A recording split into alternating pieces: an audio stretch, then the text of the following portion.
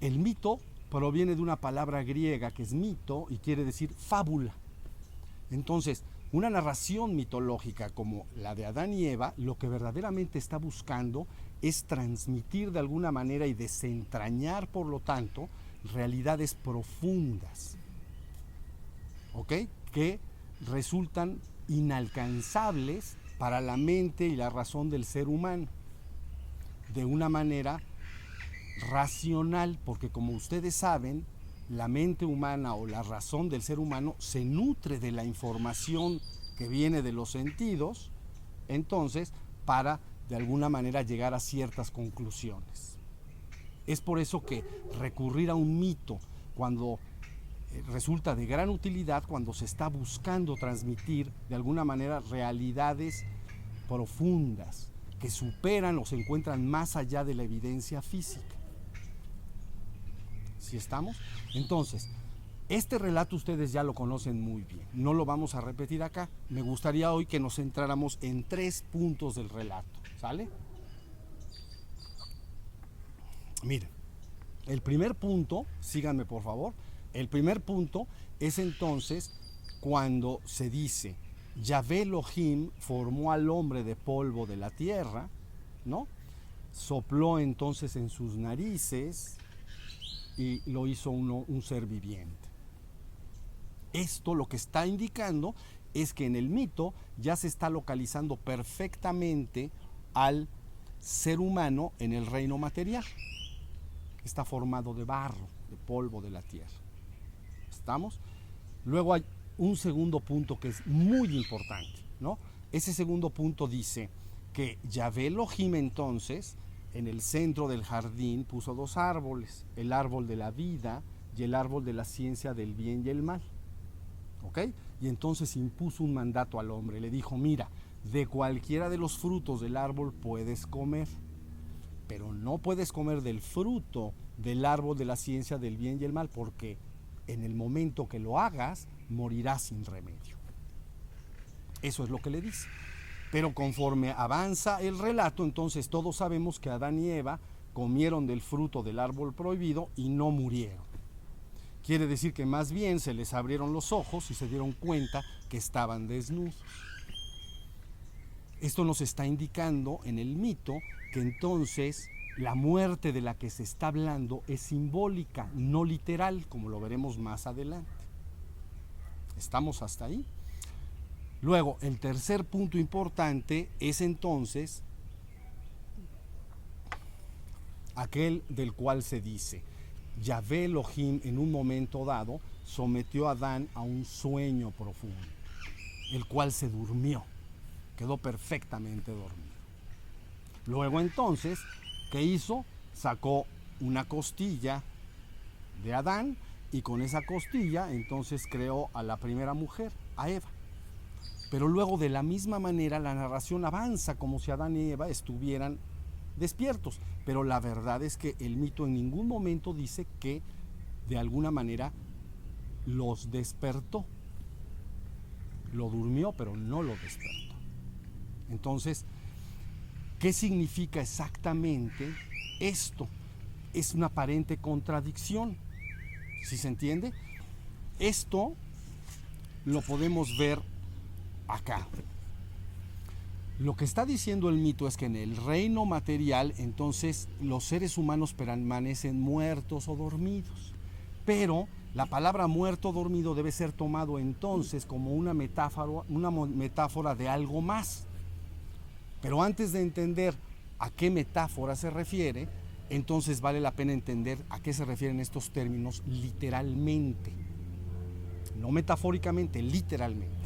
Cuando un hombre muere, lo primero que es evidente es que pierde todo contacto con el mundo que le rodea. Ya no se da cuenta del mundo que le está rodeando. Si tú le hablas, no te escucha. Si tú lo tocas, no te siente. De la misma manera, entonces, cuando un hombre duerme profundamente, le sucede lo mismo. Si tú le hablas, no te escucha, y si lo tocas no te siente, porque ha perdido todo contacto con este mundo que le rodea.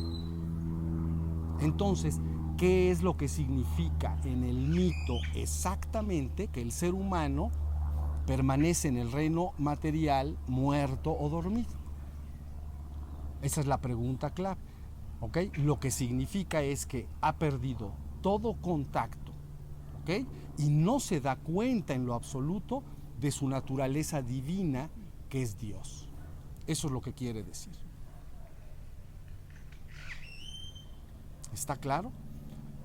Entonces, de alguna manera, toda la idea de este mito es explicarle al hombre cuál es su situación actual y luego entonces en ese estado de cosas decirle qué es lo que procede. Bueno, pues resucitar de entre los muertos, ¿no? Entonces viene la resurrección de los muertos o despertar. La resurrección de los muertos es también una metáfora que se utiliza en el Nuevo Testamento, ¿sí? Para designar entonces que el hombre debe experimentar una restauración o un renacimiento o una redención que lo lleve desde el reino material en el cual se encuentra muerto o dormido hacia el reino divino, en el cual entonces recupera la vida eterna o el completo despertar de su naturaleza divina, que es Dios.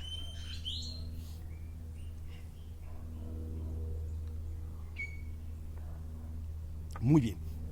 Esto que les estoy explicando entonces también puede ser entendido claramente en un relato de Jesús que está sentado en los evangelios. Miren, lo voy a comentar. Jesús se encuentra con sus discípulos al lado de un río, como nosotros ahorita, al lado de un río. Y entonces, de momento, llega una gran cantidad de gente y los rodea. Entonces Jesús en ese momento le dice a sus discípulos: vamos hacia la otra orilla. Pero uno de los discípulos le dice: maestro, espérame a que vaya y entierre primero a mi padre que ha muerto. Y Jesús entonces le contesta: no, sígueme y deja que los muertos se encarguen de los muertos. Ahí está todo. Entonces, si nosotros tomamos esta frase en su sentido literal, deja que los muertos se entierren a los muertos, francamente es una afirmación absolutamente ilógica. Porque todos sabemos que somos los vivos físicamente los que enterramos a los muertos, a los difuntos. Pero si se toma estas palabras muertos en su sentido metafórico, entonces el pasaje queda perfectamente claro. ¿Sí? ¿Qué indica? Que delante de Cristo, es decir, para la visión de Cristo, todos los seres humanos que permanecen vivos o que están muertos o difuntos son lo mismo, están muertos porque no se dan cuenta de su naturaleza divina, que es Dios. Ahí está el asunto resuelto. ¿Sí se entiende lo que quiere decir? Bien, este capítulo, dicho de manera muy rápida como lo hicimos hoy, es lo que está expresando. Entonces, con lo dicho hasta hoy, yo creo que podemos terminar esta plática y la próxima semana continuamos entonces profundizando en este tema. ¿Y qué debe hacer el hombre entonces para pasar del reino material al espiritual y finalmente al reino divino? ¿Les parece? Bueno, pues entonces les agradezco su atención. Muchas gracias.